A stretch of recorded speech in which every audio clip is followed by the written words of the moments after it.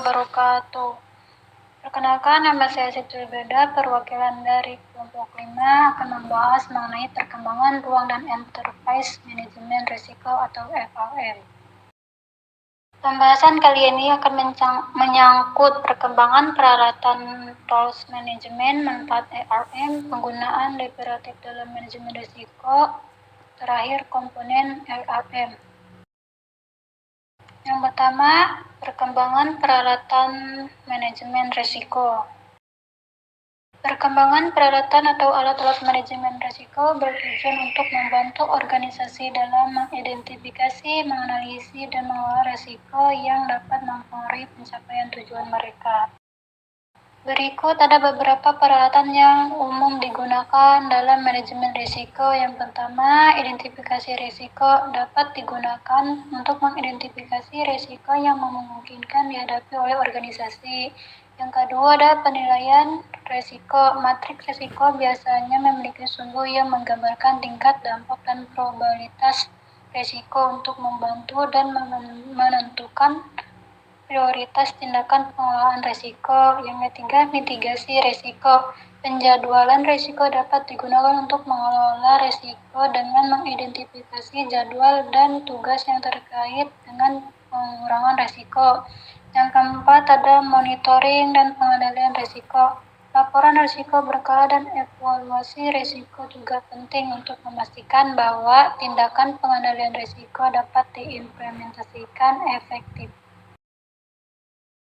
Pentingnya untuk dicatat bahwa peralatan manajemen risiko hanyalah alat bantu dan keberhasilan manajemen risiko tidak hanya tergantung pada alat itu sendiri, tapi juga pada pemahaman yang baik tentang risiko yang dihadapi oleh organisasi dan komitmen untuk melibatkan semua pihak terkait proses manajemen risiko. Yang kedua adalah penggunaan deliberatif dalam manajemen risiko.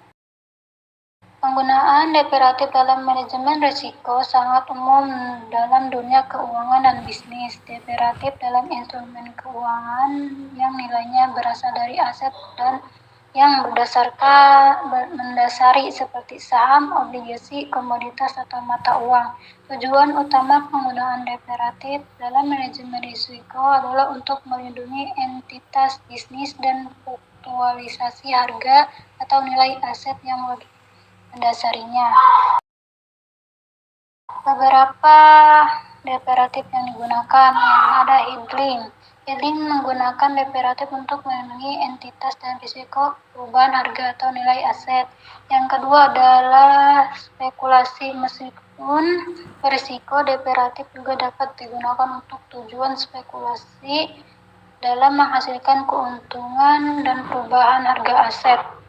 Yang ketiga ada arbitrase. Deliberatif juga digunakan untuk dalam strategi arbitrase untuk memanfaatkan perbedaan harga atau dua instrumen keuangan.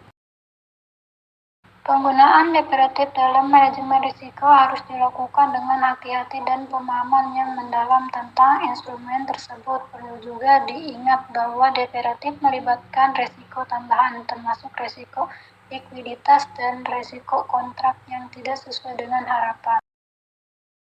Selanjutnya ada manfaat ARM. ARM adalah pendekatan yang digunakan oleh perusahaan untuk mengidentifikasi, mengevaluasi, dan mengelola risiko-risiko yang dapat mempengaruhi pencapaian tujuan bisnis mereka. Manfaat ARM. Yang pertama, pengelolaan risiko yang lebih efektif. ARM membantu perusahaan dalam mengidentifikasi risiko-risiko yang relevan dan mengevaluasi potensi dampak terhadap tujuan bisnis. Yang kedua, pengambilan keputusan yang lebih baik. Dengan adanya proses ARM yang struktur, perusahaan dapat mengumpulkan informasi yang relevan dan analisa dan komprehensif terhadap risiko yang aktif. Peningkatan keputusan dan transparansi ARM membantu perusahaan memahami dan mematuhi peraturan dan persyaratan hukum yang berlaku. Yang terakhir, pengelolaan biaya sumber daya yang lebih efisien. Dengan mengidentifikasi risiko-risiko yang mungkin mempengaruhi kinerja perusahaan, ARM membantu perusahaan dalam mengelola sumber daya yang lebih efisien.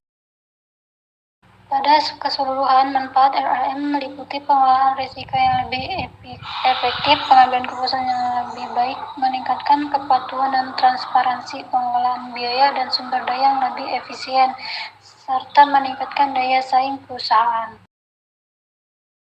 Selanjutnya ada komponen ARM. Yang pertama ada identifikasi resiko. Komponen ini melibatkan mengidentifikasi dan pemahaman terhadap resiko-resiko yang mungkin mempengaruhi pencapaian tujuan organisasi.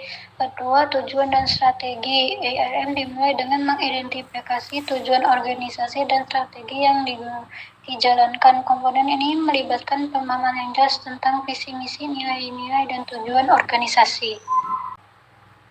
Selanjutnya ada penilaian risiko. Penilaian risiko membantu organisasi untuk mengenali risiko yang paling signifikan dan memprioritaskan upaya pengendalian risiko. Selanjutnya pemantauan risiko. Pemantauan risiko memastikan bahwa organisasi tetap mengikuti perubahan dalam lingkungan bisnis dan mampu mengidentifikasi perubahan risiko yang mungkin mempengaruhi tujuan dan strategi organisasi. Komunikasi dan pelaporan. Organisasi harus secara teratur melaporkan informasi mengenai risiko pada manajemen tingkat atas, dewan direksi, dan pihak-pihak lain yang berkepentingan. Yang terakhir ada kesimpulan. Perkembangan ruang lingkup manajemen risiko dan enterprise risk management atau RRM telah menjadi hal yang sangat penting dalam dunia bisnis saat ini. RRM dapat meningkatkan transparansi dan sistematis dalam pengelolaan risiko di seluruh organisasi dengan mempertimbangkan dampak potensi terhadap tujuan strategi dan kinerja keseluruhan. Perkembangan ruang lingkup manajemen risiko dan ARM telah mengubah cara perusahaan memandang risiko dan mengelolanya. ARM membantu organisasi dalam mengadopsi pendekatan lebih historik dan terintegrasi dalam mengidentifikasi, menilai, mengolah secara efektif sehingga meningkatkan peluang keberhasilan jangka panjang, mengurangi potensi kerugian. Sekian, terima kasih dari kelompok kami.